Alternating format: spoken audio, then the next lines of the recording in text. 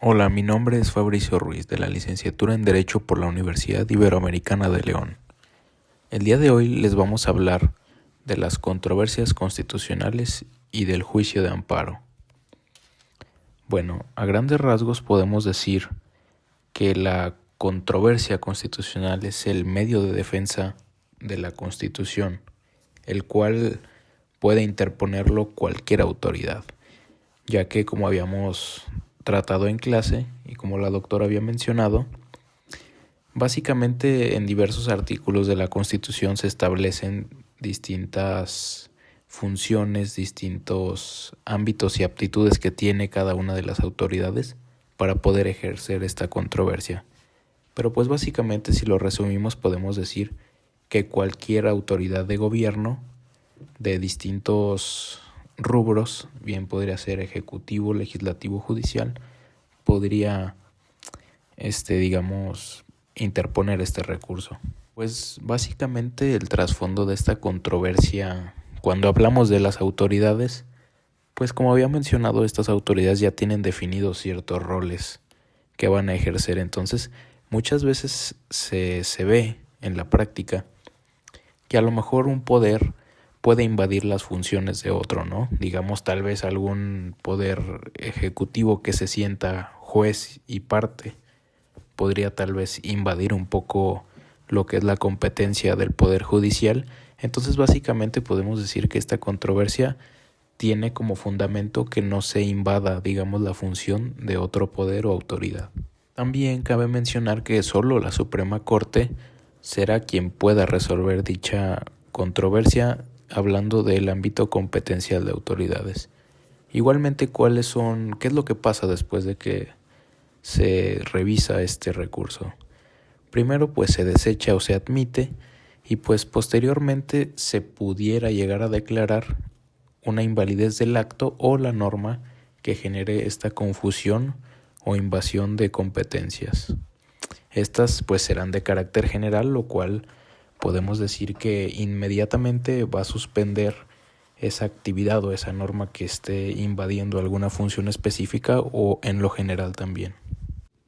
El artículo 105, fracciones 1 y 2 de la Constitución Política establece quién puede promoverlas y ante quién se presentan, que en este caso pues es la Suprema Corte de Justicia.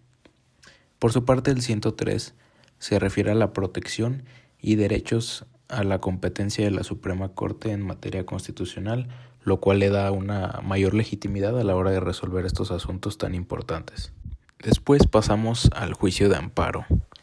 Básicamente el juicio de amparo, digamos, es otro mecanismo jurídico fundamental, no menos importante que la controversia constitucional, pues básicamente en el amparo podemos decir que se ve más en cantidades, ¿no? Porque a diferencia de la controversia constitucional, pues por su parte el juicio de amparo puede interponerse por cualquier actor, ¿no? Digamos, por cualquier persona, dadas ciertas circunstancias, ¿no?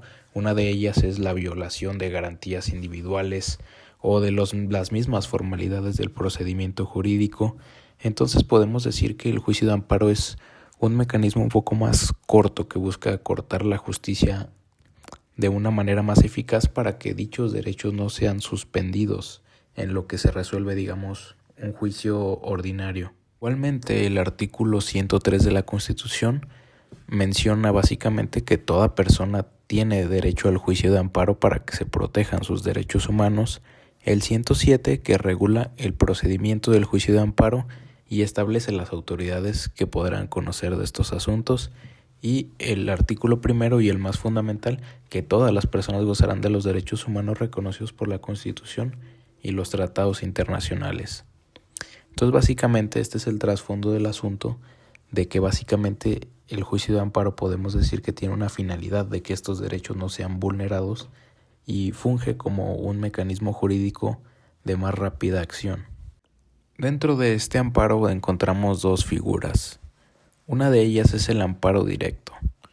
El amparo directo, digamos, podríamos decir lo que es básicamente en términos llanos un mecanismo jurídico el cual puede ser dentro de un proceso que ya está en marcha, ya que puede proceder en contra de sentencias definitivas o resoluciones emitidas por los propios tribunales judiciales.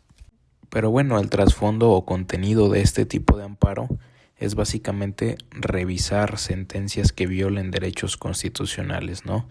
Obviamente para esto se necesita que exista una sentencia previa y básicamente este amparo se presentará ante el Tribunal Colegiado de Circuito. Por su parte, el amparo indirecto, digamos que viene a ser un poco más a abarcar también los hechos y no solamente dentro de un proceso jurídico como tal, no como tal en una litis, sino es un poco más amplio en el aspecto que abarca también algunas otras autoridades que podrían violar básicamente estos derechos. Podríamos decir, por ejemplo, el caso del Torito, ¿no? El famoso alcoholímetro, en donde pues sí hay un procedimiento que se lleva a cabo por parte de la policía, pero pues al final del día pues sabemos los clásicos artículos 14 y 16 que se violan, ¿no?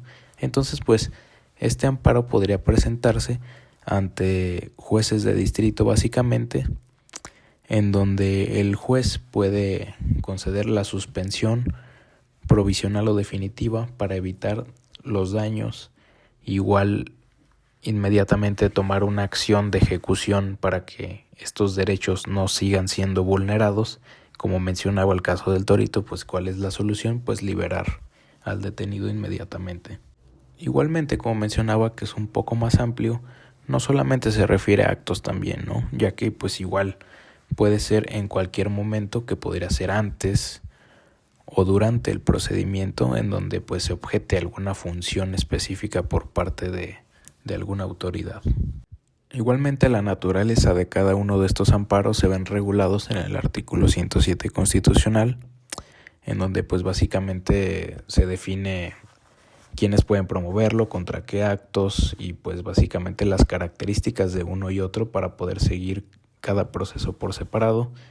Igualmente, básicamente encontramos esto más regulado específicamente en la ley de amparo. El amparo indirecto, por su parte, regulado en el artículo 103 y 104 y el directo en el 107. Las fuentes para este trabajo fueron Controversia Constitucional, de la página de la Suprema Corte de Justicia de la Nación, y Apuntes Procesales para la Defensa de los Derechos Humanos, subtema Juicio de Amparo, igualmente por la página de la Suprema Corte de Justicia de la Nación. Gracias.